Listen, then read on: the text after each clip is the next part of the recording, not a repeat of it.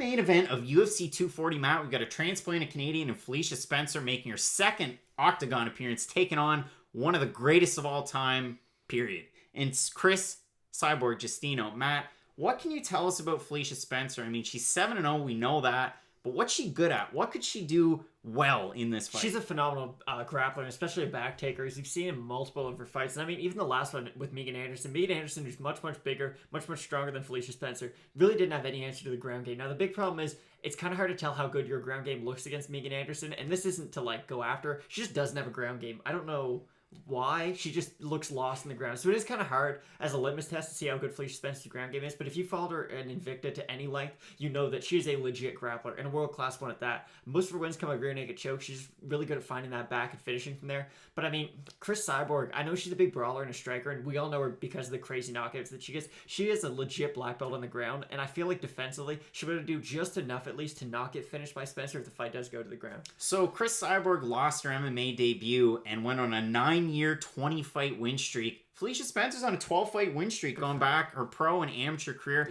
back to 2013. She even had an amateur win over Macy Chasen, who we've seen at bantamweight really become a contender overnight. So for Felicia Spencer, I mean, she won the Invicta featherweight title back, in the last calendar year.